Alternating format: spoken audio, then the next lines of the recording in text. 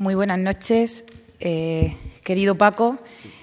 Muchas gracias por este bonito acto. Otra vez de nuevo te tenemos en Fortuna para presentar, como nos prometiste, el segundo libro de la trilogía que estabas preparando. Y bueno, pues para mí es un honor que elijas a tu municipio para presentar tu obra, tu gran obra, que ya nos adelantaste en la pasada presentación que iba a ser muy interesante. El primero nos sorprendió, el segundo imagino que será igual de bonito que el primero y bueno, pues deseando también leer este segundo libro y el tercero que seguro que también tendrás el honor de presentar en nuestro municipio. Dar la bienvenida a todos los asistentes esta tarde húmeda, pero bueno, que seguro que vamos a pasar un rato muy entretenido todos. Y dar las gracias, como no puede ser de otra forma, a Juan Antonio Cutillas, el director de la sede permanente de la Universidad de Murcia, que hoy también nos acompaña como director de la sede y como presentador, amigo y bueno, y como buen orador que es, para presentar el libro de Caminos de la Ilusión. Yo voy a dejar con ellos porque al final ambos lo han preparado muy bonito y creo que estamos todos deseando de escucharles a ellos, a Paco, que es el protagonista y el autor de este libro, y a Juan Antonio quiero decirle unas palabras también, unas palabras de agradecimiento porque nos está ayudando mucho al ayuntamiento, aunque de momento se vea pocos, los frutos se van a ver en breve. El otro día nos visitaba la vicerrectora de la universidad y estamos preparando un nuevo convenio con la Universidad de Murcia del que Juan Antonio, nuestro vecino y nuestro amigo, será partícipe y vamos a organizar diferentes actividades de manos de la universidad que iremos presentando poco a poco. Esta es una de ellas y que también la hemos enmarcado dentro de esas actividades de la sede permanente de la universidad. Y bueno, pues invito desde aquí a todos los que estáis presentes y a los que nos escuchen desde casa, que aquellos que tengan una iniciativa de este tipo o relacionada con la cultura, pues que no duden en visitarnos, a Antoñete o a Mercedes, la concejal de Cultura, que estaremos dispuestos a organizarla junto con la universidad y con nuestro director Juan Antonio Cutillas. Así que muchísimas gracias y nos veremos muy pronto. De nuevo. Lo primero, muy brevemente, he reciclado un poco las palabras de la primera presentación. La verdad es que los que estáis aquí conocéis a Paco y poco os puedo decir que no sepáis de él. Solo brevemente, por lo que yo lo he podido conocer, estaba hoy pensando, he dicho, si tuviera que definirlo con una palabra, y me pusiera a cursi, diría eso de la ética del trabajo que se dice tanto ahora, que es lo que ha sido toda la vida, ser muy trabajador, o sea, ser un currante y ser una persona constante en todo lo que hace en la vida. Y la diferencia entre ser una persona difusa que divaga y ser una persona polifacética es el trabajo, y eso es lo que hace a poco bien ser muy polifacético en su vertiente que todos conocéis, de médico de muchísimos años, polifacético como investigador, porque ha tenido inquietudes investigadoras y tiene publicaciones punteras en el ámbito de la investigación, polifacético como docente en la formación de nuevos médicos, en su dedicación al mundo del fútbol, que es otra de sus pasiones, polifacético como divulgador, porque tiene su blog de divulgación de la medicina. La verdad es que el conocimiento, cuando se tiene, si uno lo atesora y no lo comparte con los demás, es una forma de egoísmo, y compartirlo de esa manera y escribir esos artículos de divulgación es una forma de generosidad. Y polifacético como escritor también, y un escritor al que tengo entendido, por lo que veníamos hablando, que me alegra mucho, está yendo bastante bien con sus novelas, cosa de la que me congratulo. O sea que Paco es una persona que he conocido de sobra, que hace muchísimas cosas, que las hace todas muy bien, con mucho trabajo, con mucho rigor, que es como salen las cosas adelante. Y sin enrollarme mucho más, paso la palabra al autor y después tendremos una especie de partido de tenis pregunta-respuesta, en el que de verdad te prometo que no te voy a chafar la novela. Nada. En primer lugar, quiero agradecer la presencia de todos vosotros que hayáis venido a la presentación de la segunda novela de la trilogía. Hoy, durante todo el día, estaba pensando intentar no emocionarme, porque bueno, yo he hecho ya 4 presentaciones, en las 4 presentaciones me lo he pasado genial, pero por ejemplo la presentación que hice de la primera novela aquí en Fortuna la vez anterior, me emocioné muchísimo y hoy estoy todo el día pensando e intentando no estar emocionado aquí, pero no sé lo que me pasa. Yo llego a Fortuna y Fortuna para mí yo siempre la he llevado en el corazón y es totalmente diferente. Entonces, nada, agradeceros la presencia. Vamos a presentar la segunda novela, la trilogía, ya sabéis que se titula Tres guerras para amar.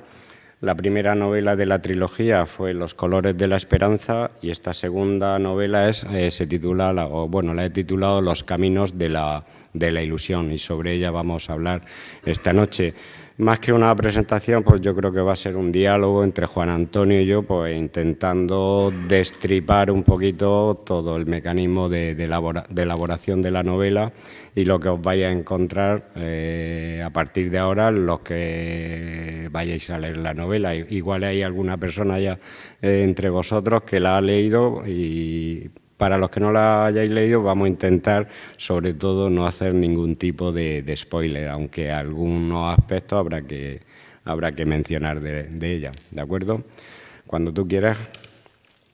Y esta novela tiene, como la anterior, una fundamentación histórica muy rigurosa sobre básicamente qué pasa cuando acaba la guerra, tanto a la gente que se queda como a la gente que se va fuera. Esa documentación tú la vas haciendo previamente a la novela, al mismo tiempo que la vas escribiendo, más adelante, hacia atrás. Yo utilizo el método científico tanto para cuando estoy trabajando y como médico, pues para escribir también me baso en el método científico. Entonces, antes de escribir yo tengo que tener toda la documentación totalmente clara. Por ejemplo, el proceso que yo utilizo para escribir, para escribir una novela yo siempre lo he dividido en 5 fases. La primera fase sería la chispa que se te ocurre para poder escribir una novela. Esta trilogía tuvo una chispa que fue cuando yo comencé a conocer esta historia, el hecho que me marcó para intentar introducirme dentro de la historia, para intentar investigar, fue que el protagonista de la novela era visitador médico y sobre todo lo que me marcó era que su puesto de trabajo lo tenía en el Casino de Murcia. A mí eso me llamó muchísimo la atención porque los profesionales que se dedican a la visita médica, pues hoy en día los conocemos que van de centro de salud en centro de salud realizando su labor. Sin embargo, en aquella época, su puesto de trabajo, esta persona que fue el primer visitador médico de la provincia de Murcia, su puesto de trabajo lo tenía en el Casino de Murcia. A mí aquello me llamó la atención, digo, vamos, ¿cómo puede ser esto? Y a partir de ahí fue como la chispa que surge que yo tuve pues para intentar escribir una novela que luego se convirtió en una trilogía. La primera fase de la escritura sería la chispa. La segunda fase es la documentación. La documentación con esta novela está exactamente igual, está totalmente documentada y una vez que yo ya tuve toda la documentación, lo que hice fue hacer la estructura de la novela, dividirla por capítulos y qué escenas se iban a desarrollar en cada capítulo. Y una vez que ya tienes la documentación y que tienes la estructura, pues luego viene la fase de escritura y ahí ya cuando empiezas a desarrollarlo. Y de esa manera escribir pues es muy sencillo. Y a la última fase, que es la más peligrosa de todas, es la fase de revisión, que en la fase de revisión pues nunca se termina una novela, porque empiezas, revisas, te la lees, vuelves a revisarla, vuelves a cambiar cosas, vuelves a cambiar comas, a cambiar frases, a quitar capítulos, a escribir un capítulo y decir, este capítulo no me gusta, voy a reescribirlo otra vez. Y llega un momento que al final tienes que decir, bueno, paro de revisar porque si no, no voy a publicar la novela nunca y voy a estar siempre continuamente revisando. Y la documentación pues es fundamental. Sí, bueno, me quedo aquí por si acaso quiere incidir más en eso. Cuando he leído la novela está organizada un poco la sensación cuestión de plano contra plano, porque vas moviéndote continuamente del escenario y la vida de María en Murcia al salto A, el salto A, además va enganchando al lector muchísimo porque quiere saber cómo deja la historia justamente en el mejor punto de este cambio de escena. ¿Eso lo tenías pensado desde muy al principio o...? Son trucos literarios, son trucos literarios, son formas, son maneras de enganchar al lector, de escribir un capítulo con determinadas escenas y terminarlas con un gancho. ¿Eso qué significa? Que la persona cuando termina ese capítulo pues, quiere seguir leyendo, quiere saber qué va a pasar a partir de que termina ese capítulo. Entonces son trucos literarios que va aprendiendo sobre el camino, que cuando te documentas o cuando estudias sobre las diferentes formas que hay de escribir, pues vas aprendiendo y al final en una novela utiliza una serie de trucos literarios, en otra novela utiliza otra serie de trucos. En esta novela, como la forma, como desarrolla la vida de los dos personajes fundamentales de la novela, lo que ocurre cuando termina la primera novela, que parece ser que se separan, por eso la fui dividiendo en ese tipo de capítulos. Te venía diciendo, que me ha dado la sensación de que la segunda novela, a mí la primera novela me pareció más cargada de contenido histórico y en esta segunda novela me he enganchado más a la historia personal del marido, de la mujer, lo que estaba pasando en esas circunstancias. ¿Tú estarías de acuerdo en que ha habido un movimiento quizá que en esta novela hay más identidad de los personajes y menos carga de las cosas históricas?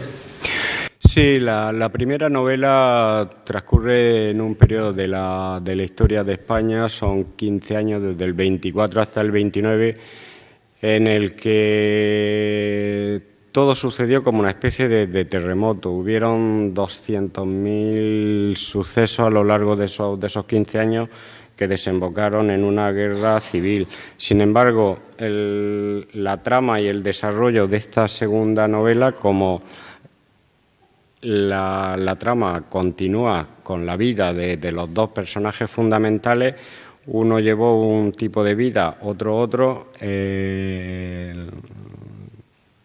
No quiero hacer spoilers, pero por ejemplo, es que no hay forma de explicarlo mejor. La vida de la protagonista, de María, se desarrolla en Murcia. La vida del protagonista, de Juan, se desarrolla ya fuera de España, en Argelia, en los campos de concentración. Entonces, hay un periodo de tiempo ahí que ellos están separados y la forma de contarlo fueron capítulos individuales. Y en esta novela he tratado más, es una novela más intimista, más de desarrollar el personaje y lo que le sucede a los personajes. Y sin embargo, el contexto histórico pasa quizá a un segundo plano. El contexto histórico en la primera novela tiene más importancia y cómo se van moviendo los personajes a lo largo de ese contexto histórico, y aquí es al revés, son los personajes los fundamentales y el contexto histórico lo que marca el desarrollo de su vida. También tengo la sensación de que los personajes, un poco como después del trauma de la guerra, ellos que habían sido como dos militantes políticos como muy intensos, no tienen más remedio que centrarse en la supervivencia. O sea, el activismo, sobre todo para los que se quedaron aquí recién acabada la guerra, no se podía hacer activismo de nada, que era un remedio que adaptarse a...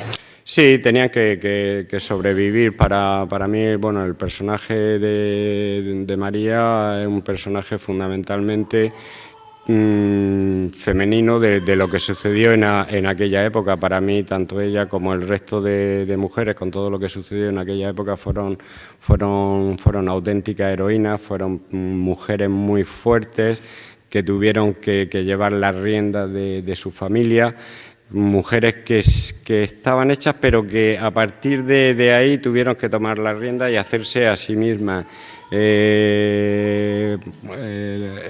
La época de la posguerra en España, si no hubiera sido por las mujeres a nivel general, no se hubiera salido, no se hubiera llevado hacia adelante con la velocidad con la que se llevó. Y fueron las mujeres realmente las que tomaron la voz de mando durante la posguerra. En esta novela el protagonismo de las mujeres en esa época tiene una importancia muy importante y es lo que he querido resaltar, la figura de la mujer por encima de todo. Una cosa que creo que no es spoiler, porque ya lo has dicho tú, Juan se marcha de España, se marcha a Argelia. Entonces hay dos cosas que me llaman la atención. Una cosa es cómo, para no entrar a destripar la novela, ¿cómo te explicas tú que cuando llegan los exiliados republicanos a lo que se supone que es territorio francés, tenía que haber sido un territorio democrático, reciben el tratamiento que reciben, por un lado, y cómo te explicas que sepamos en realidad a nivel de la calle tampoco de la historia de esa gente, porque de la gente que fue exiliada a Francia, acabó en campos de concentración nazis, sí se sabe más, pero yo me he enterado por esta novela de que había exiliados republicanos en Argelia y no se sabe nada de eso. Sí, son los grandes desconocidos y en esta región pues deberíamos de conocer nuestra historia. Todos conocemos, los grandes conocidos son los campos de concentración en Francia y los campos de concentración que hubo también en los campos de concentración alemanes y los campos de concentración que hubo en Francia. Sin embargo, los campos de concentración que hubo en Argelia, que en todos esos campos la única persona que hubo presa en ese tipo de campos de concentración fueron españoles, son los auténticos desconocidos. Y sin embargo, en esta región deberíamos de conocerlos, porque la gente que hubo presa en los campos de concentración argelinos fueron todos de esta región. Fueron valencianos, fueron alicantinos, fueron murcianos, algunos muy pocos de Granada y de Almería, pero fundamentalmente la gente que hubo presa en los campos de concentración de Argelia, que hubo muchísimos. Hubo 12 campos y 2 de ellos muy peligrosos, donde murió muchísima gente. La gente que hubo presa en esos campos de concentración fueron gente de esta región y son los grandes desconocidos. Nadie sabía de la existencia. Yo no los conocía.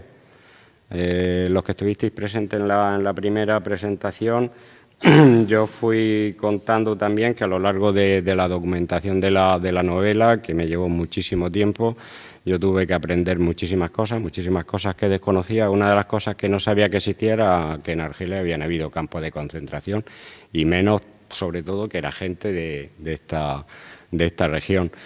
Hay muy poca documentación, sin embargo sí que hay algunos libros escritos, hay documentales, hay varios documentales en televisión española que yo fui rescatando de la hemeroteca y tuve que investigarlo a fondo y lo que pasó.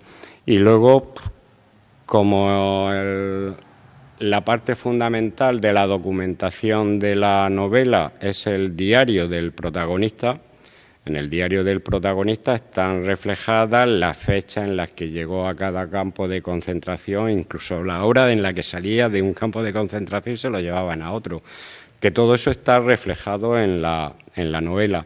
Para los que la vayáis a leer o los que ya la habéis leído, por ejemplo, en esta novela, todo lo que leáis en cursiva está copiado literalmente del diario de Juan Bernal. O sea, lo que leáis en cursiva y los textos que hay escritos de hechos que sucedieron en el campo de concentración son textos copiados de su diario. Yo no los he escrito.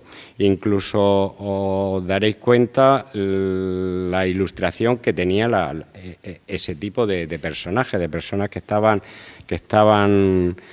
presas en ese tipo de campos de concentración. La prosa que tenían a mí me dejó maravillado, incluso leer algunos de esos textos que no es la misma prosa que se utiliza hoy en día, y la cantidad de lenguaje y de léxico que utilizaban para definir una situación, a mí me ponían los vellos de punta. Entonces, cuando leáis ese tipo de textos en cursiva, que sepáis que yo no lo he escrito, que está copiado del diario de Juan Bernal. Y eso a mí también me incidió para estudiar a fondo los 3 campos de concentración en los que él estuvo. Yo tengo hasta los planos esos campos de concentración. Durante la documentación yo llegué a encontrar hasta los planos de esos campos de concentración. Están bien descritos, pero que sepáis eso, que tengo hasta los planos. De todas maneras, por muy bien documentado que estés, digamos que lo digo por coste, el mérito de ser capaz de que cuando tú lo leas te reproduzca la atmósfera te lo puedas imaginar ahí, es el mérito del narrador, aunque esté muy bien documentado, pero si no es una sucesión de fragmentos y de documentos y no significaría nada. A mí una de las cosas que me llama la atención es que cuando Juan llega allí, él es una persona que viene de ocupar una posición prominente en España, él es un líder, pero es un líder nato, y cuando llega allí, sin pretender el ser nada, casi que termina convirtiéndose en defensor, en representante, en la cara visible, porque es un líder no elegido, sino es un líder nato. Sí, es un líder nato, sí. Que hace mucho por la gente que está a su alrededor. Sí, durante la documentación una de las cosas que a mí me llamó la atención era el respeto y la reverencia que le tenían a esa persona, las personas que lo habían conocido, un respeto tremendo. Y durante toda la documentación yo me di cuenta que fue así.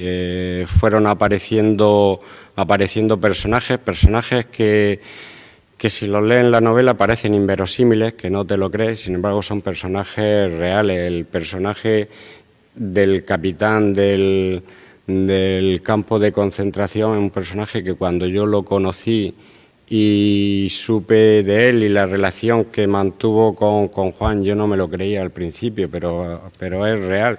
Y mantienen una relación tremenda que piensa, dice, esto puede ser totalmente irreal, pero mira, son hechos que sí, y quizás todo eso fue debido a la personalidad, al líder innato que llevaba dentro de sí Juan Bernal.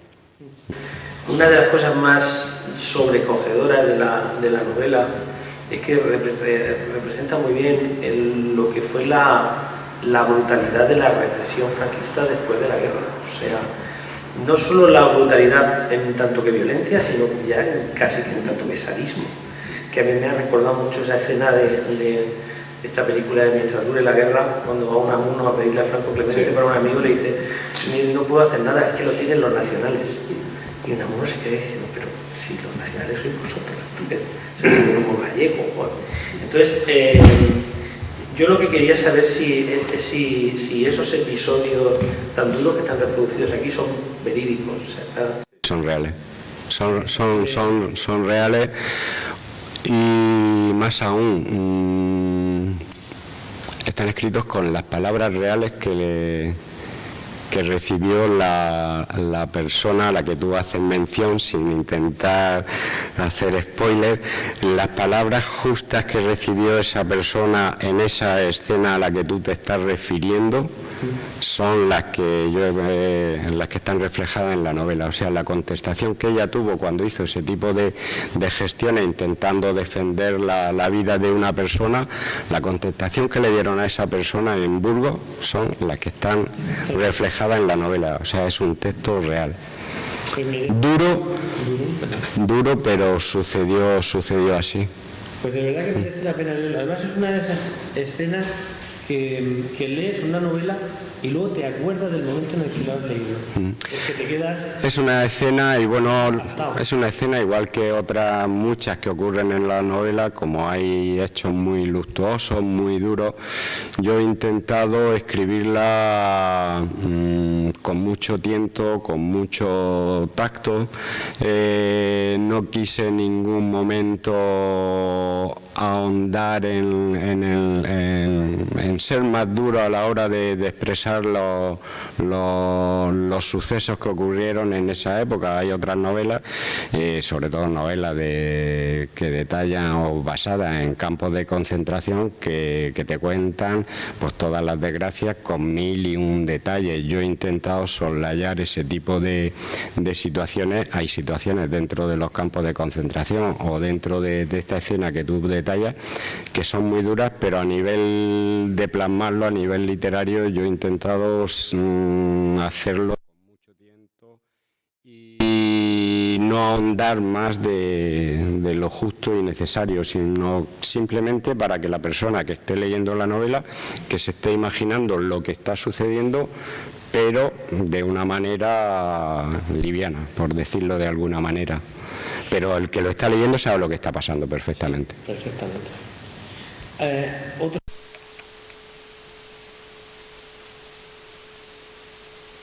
Adapta a su nueva situación, se produce un cambio brutal en su posicionamiento social, porque ella era una mujer muy bien posicionada en la primera novela, y en la segunda novela tiene que reinventarse por completo, porque pierde con la guerra, se va también todo su... Sí, todo su mundo. María era también una líder, una persona en Murcia, la conocía por todo Murcia. Todo el mundo sabía las acciones que había llevado a cabo durante la República, durante la Guerra Civil Española. De pronto termina la Guerra Civil, su mundo se viene abajo y tiene que reinventarse, empezar de cero. Pero eso no solamente le ocurrió a ella, le ocurrió a muchísimas mujeres, y fueron todas esas mujeres las que tuvieron que reinventarse, tirar del carro para sacar a su familia adelante, y a ninguna se le cayeron los anillos. Todas intentaron tirar y sacaron su familia, y sacaron a Murcia y sacaron a España hacia adelante. Fueron las mujeres. Sí, se adapta a la situación.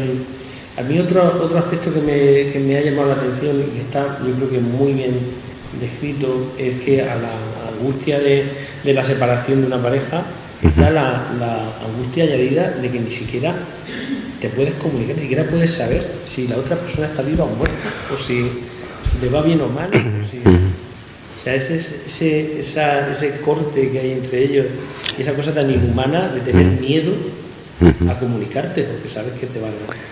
Sí, estaba todo censurado en esa época. Lo que le ocurrió a ellos, sí que hubo muchísima gente que cuando salió al exilio, que sí que se pudieron poner en contacto con sus familias. Pero gente que, sobre todo, que no había tenido un protagonismo social y político muy importante durante la República y durante la Guerra Civil. Este no era el caso de los protagonistas. Entonces, Juan pudo escapar, ella no, ella se tuvo que quedar aquí, y uno de los problemas que tenía era que Juan no se podía poner en contacto con su mujer, porque las cartas iban a estar, iban a ser abiertas, iban a saber lo que pasaba, y la iba a poner en peligro a ella.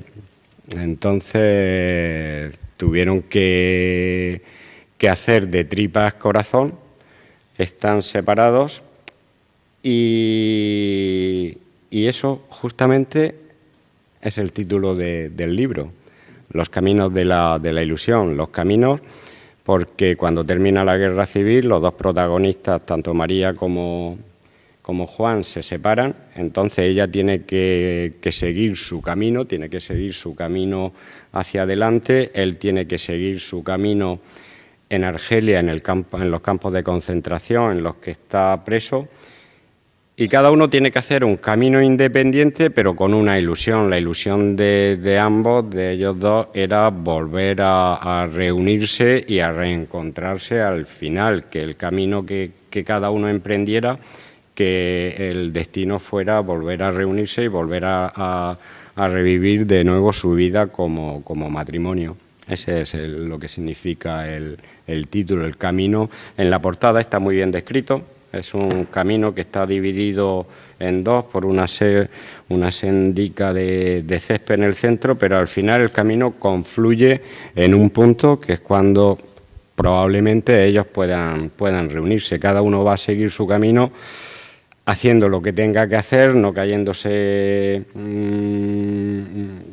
aguantando todo lo que había que aguantar en esa época, pues con el fin de volver a reanudar su vida de matrimonio entre ellos.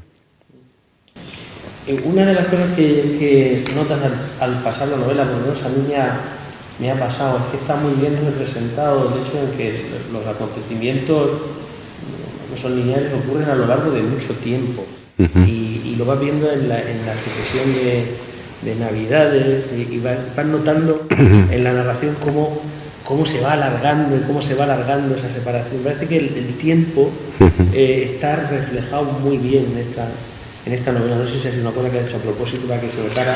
Lo hice a propósito, pero es que cuando yo empecé la fase de documentación en todos los españoles exiliados en Argelia, el tiempo para ellos era muy importante. Ellos cada vez que llegaba una Navidad brindaban por poder volver a España el año siguiente. Para ellos el tiempo que pasaban allí en Argelia, que estaban separados de España, porque lo que anhelaban todos era volver a España. Todos querían volver a España. Entonces, el tiempo, el contar los días, para ellos era tremendamente importante. Entonces, eso intenté reflejarlo yo también en la novela. Pues puedo decir que por lo menos a mí en la sensación del paso del tiempo, a mí me lo ha hecho sentir totalmente cómo se alargaba esa situación, esa agonía. Y en la parte positiva, a mí creo que lo más, dentro de una novela en la que pasan muchas situaciones sombrías, lo más positivo, lo más enternecedor es cuando los hijos, al final hay un dicho inglés que la necesidad es la madre de la inventiva, porque cuando hace falta, como los hijos de Juan y María emprenden y representan un poco pues toda esa generación de niños de la posguerra, sí, que estaba el país hecho un solar y apoyados en sus madres, tuvieron que empezar a emprender y hacer cosas, y consiguieron montarse.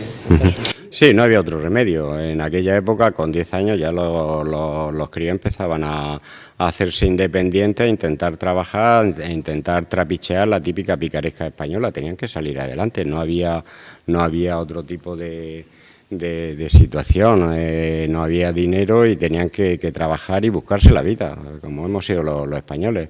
Imagino que en otros países pues también pasaría lo mismo. Imagino que ahora mismo en Ucrania pues esté pasando prácticamente lo mismo. En nuestras cabezas vivimos las cosas y las vemos a través de la televisión, las leemos a través de los libros, y no se nos pasa por la cabeza que eso pudiera pasar y cómo nos enfrentaríamos a ese tipo de situación. Ahora mismo vivimos en una sociedad súper protegida. Los críos de hoy en día están súper protegidos, pero vamos, y muchos de los problemas que desarrollan la juventud hoy en día, la culpa la tienen los padres por la superprotección con la que están tratando a los críos. Sin embargo, los críos de aquella época, de superprotegidos, nada. Al contrario, estaban ahí solos y tenían que luchar y tenían que sacar adelante, tanto salir adelante ellos como intentar sacar adelante a las madres. Y eso también lo he intentado reflejar en la novela, la época de la posguerra española. Una de las cosas que me gustó mucho de la otra novela y de esta es que reproduce muy bien, o crea en mi mente, crea muy bien los ambientes de cosas que no has conocido, como podía ser la Murcia de los años 30. Y una de las cosas que me ha llamado la atención es la recreación de cómo era el mundo de los bares y las tabernas inmediatamente en la posguerra. O sea, no sé si para eso te has documentado de alguna manera especial, porque yo he pensado, ¿y cómo se bandearían con el hambre, con el racionamiento, para mantener abiertos los negocios de restauración? ¿Qué ambiente habría en Murcia en esos años? No, eso fundamentalmente leyendo mucho. Antonio Botías lo he leído bastante, que es uno de los cronistas de Murcia, y tengo bastantes cosas de él. Y leyendo periódicos que reflejaban cosas que sucedían en esa época. Todo se refleja leyendo. Si no lees, no puedes escribir. Entonces tienes que leer muchísimo, aparte de documentarte expresamente para la novela, pero leer. Leyendo mucho, teniendo la mente abierta, leyendo. Al final, lo que haces cada vez que lees una novela, siempre se te van quedando determinados ambientes, y al final todo eso te sirve para reflejarlo en lo que tú haces. Si no lees, no puedes escribir. Bueno, yo creo que para los que hemos tenido la oportunidad de leer las dos primeras novelas de la trilogía, la pregunta que nos queda es ¿para cuándo la tercera? Porque queremos saber cómo acaba. Ya te lo he preguntado, ¿no? Para que lo puedan saber los demás. Sí, la intención es estoy terminándola ahora mismo. La intención es publicarla el año que viene, ojalá que pueda ser antes del verano. Eso nunca se sabe. Ahora tengo un mundial de por medio que me va a quitar me va a quitar muchas horas, pero intentaré terminarla y publicarla el año que viene. Estoy muy contento del resultado de la trilogía. Me ha pillado totalmente de sorpresa, lo veníamos hablando por el camino. De la primera novela van vendidos ya más de 1.500 ejemplares en toda España. Eso es una auténtica barbaridad para un escritor novel y para un escritor desconocido. Vender 1.500 ejemplares es una bestialidad. Yo pensaba que se iban a vender 100 o 200, digo, pues entre amigos, conocidos y alguno que salga en el boca a boca. Pero la primera, pues ahora mismo en el top venta en Amazon está en el puesto 31. Y eso, bueno, está en el top venta en el puesto 31 en novelas de ficción histórica, es un éxito total y absoluto, porque ahí compites con gente de todo el mundo. Eso ha hecho, por ejemplo, que esta novela vaya muy bien, se está vendiendo mucho mejor que al principio, que cuando empezó Los colores de la esperanza, y estoy muy contento. Como las dos van bien, hay que aprovechar el tirón y terminar la tercera para publicarla. No puedo publicarla dentro de 3 años, hay que terminarla rápido y yo creo que para antes del verano próximo estará publicada. No tiene título, o sea que no tiene título todavía. Está muy... Sí, claro. La historia lo comenté en la primera presentación. Lo que yo he intentado reflejar durante la trilogía es un paseo por la historia de Murcia durante el siglo XX y un paseo por la historia de España, pero fundamentalmente de Murcia. Entonces, la novela es continuista. La primera novela termina en el 39, esta termina en otro periodo de la historia de Murcia y de España, y la tercera comienza pues cuando termina esta novela y abarca otro periodo que ahora no quiero decir la cantidad de tiempo y de periodo de tiempo que abarca la tercera novela. Y me equivoco yo, pues como es lo primero porque estoy hablando de memoria de la anterior novela. La anterior novela arranca con un momento en el que la pareja se reencuentra y luego vuelves al pasado, ¿es así? Sí. Ese momento situado en la trilogía estaría entre la segunda y la tercera o ya en la tercera. Ese capítulo es un juego narrativo que yo hice. El primer capítulo de la trilogía, el primer capítulo de la primera novela empieza en 1948. Entonces, yo en ese capítulo hice un juego narrativo que una vez que la persona tenga los 3 libros, las 3 novelas en su poder y haya leído las 3 novelas, si lee ese capítulo de nuevo, verá que hay muchísimas cosas de la trilogía. Entonces, ese capítulo podía estar colocado en el primer capítulo de la primera novela, podía haber sido el último capítulo de la primera novela, podía haber sido ese capítulo el primer capítulo de esta novela, e incluso en la tercera novela podría haber habido algo de ese capítulo. Pero es un juego narrativo que hice, porque podía estar escrito, podía ser perfectamente el primer capítulo de esta novela. Lo hice con toda la intención para tener atrapado ahí al lector. Pues muy bien, pues me había propuesto 2 cosas que creo que me las he cumplido. La primera era no reventar la novela. Creo que no, nada. Y la segunda era no enrollarme tanto como otra vez, porque luego la gente quería hablar y no lo dejamos. Así que si te parece, yo me voy a dejar ya el interrogatorio y vamos a dejar que el público te pregunte las curiosidades que puedan tener. Muy bien, de acuerdo, a vuestra disposición. Cositas fáciles que me las sepa, ¿eh? No, por la tercera novela va a ser una novela con un periodo histórico mucho más largo que el que abarca en cada una de estas novelas. Y no tiene nada que ver. Esa frase está escrita en un contexto en el que los personajes están viviendo una situación muy delicada. Entonces, de ahí viene esa frase. Esta novela está escrita con un estilo literario diferente al primero. esta novela, el estilo literario es más de frases que te llaman muchísimo la atención, que te hacen pensar mucho, porque es una novela en un contexto en el que le suceden cosas a los dos protagonistas que son muy duras. Entonces, he intentado escribirla con frases de ese tipo, con frases que muchas veces te llaman la atención y te dan que pensar, pero son situaciones que están viviendo los personajes en esos momentos. No tiene nada que ver con lo que pueda suceder en la tercera novela, sino que son situaciones muy, muy peculiares las que están viviendo y necesitan una expresión totalmente diferente a lo que pudiera ser una fase narrativa muy superficial. Sí, una guerra real que viven ellos y que la viven en primer plano, y que la guerra influye en lo que le va a pasar al matrimonio. Como están en Argelia, empieza a pensar qué pudo pasar en Argelia. La primera guerra fue la Guerra Civil Española, la segunda guerra que influyó en ellos fue la Segunda Guerra Mundial, y la tercera guerra que le va a afectar de lleno y que van a vivir de lleno es la guerra de Argelia.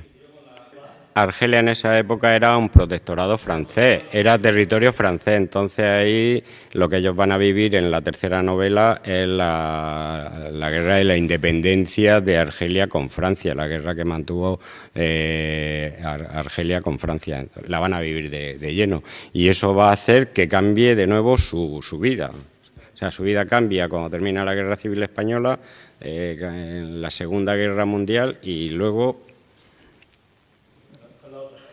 en ello estamos ahora. No, fundamentalmente a lo que yo me refería con relación a las mujeres, es que las mujeres sufrieron la guerra, las mujeres de los dos bandos. Entonces, las mujeres que se quedaron viudas, que no tenían a su marido y demás, que fueron muchísimas, tanto en un bando como en otro, todas esas mujeres se tuvieron que reinventar y fueron las que tuvieron que sacar su familia adelante con muy poquita ayuda, porque el resto de la familia estaban a cero también. Entonces, esas mujeres fueron las que realmente levantaron el país, fueron todas una auténtica heroína, tanto por un bando como por otro. Y todas se tuvieron que reinventar, porque como tú dices, la mayoría eran mujeres que estaban en su casa y que no hacían nada, pero cuando sucedió eso, tuvieron que tener una fuente de ingresos para sacar a su familia adelante, y fueron ellas las que no se le cayeron los anillos y tuvieron que tirar hacia adelante. No, en cada época, en esta época quizás no, pero en aquella época hubieron 200.000 historias personales, de las que se pueden escribir 200.000 novelas. Con estas dos novelas hay gente que se ha puesto en contacto conmigo y que me han contado determinadas historias de cosas que sucedieron. Me han propuesto 2 novelas más de escribir, pero yo creo que sobre este periodo de tiempo de la historia de España no voy a volver a escribir más. Y una de las personas que se puso en contacto conmigo me ha mandado una documentación tremenda, pero un periodo muy peligroso también para escribir. Tampoco quiero encasillarme en este periodo, me gusta escribir otro tipo de cosas.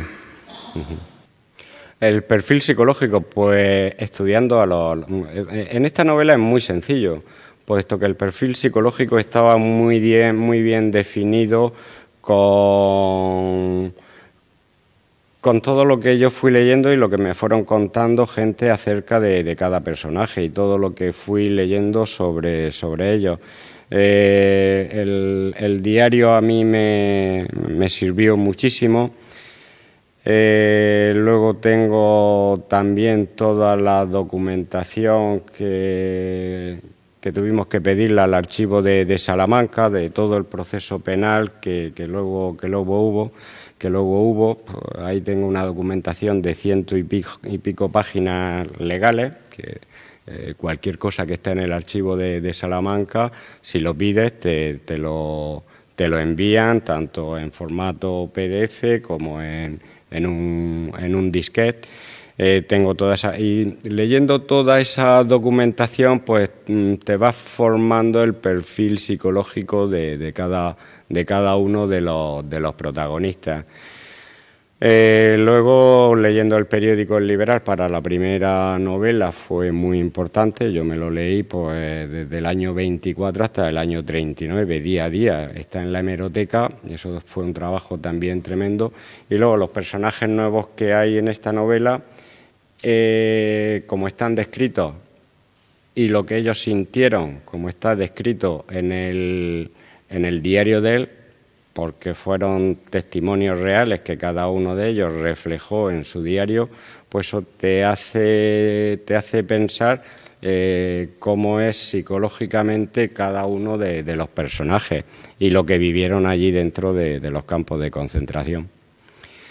Fundamentalmente suerte, porque para escribir una novela de este tipo y basada en hechos reales, a mí se me fueron abriendo muchas puertas a lo largo del tiempo, y cada puerta que se me abría fueron cuestiones de suerte, de ir encontrando esto, de ir encontrando lo otro. Yo cuando al principio estuve muy perdido, estuve prácticamente un año que tuve muy poquita documentación, pero a partir de ahí tuve varios golpes de suerte después de trabajarlo mucho, buscarlo, y cada cosa que me fui encontrando pues fue rellenando, fue como hacer un puzzle, ir rellenando determinadas casillas que estaban desiertas, hacer un puzzle de un montón de piezas, y dentro de esas piezas estaba el perfil psicológico de cada uno de los personajes y los que vienen ahora en la tercera novela. No, tengo otra novela a medio. Ahora mismo es que estoy cabalgando entre dos, y como tengo que terminar la tercera parte, he dejado aparcado la otra que estoy escribiendo para terminar esta, porque iba a caballo entre las dos. Entonces, sí tengo, está ahí bien hilvanada. Sí, es una novela histórica también, aparte de la tercera novela, una novela histórica que sí, está bien. Ya veremos a ver qué tal me sale. Si me gusta cuando la termine, la publico. Si no...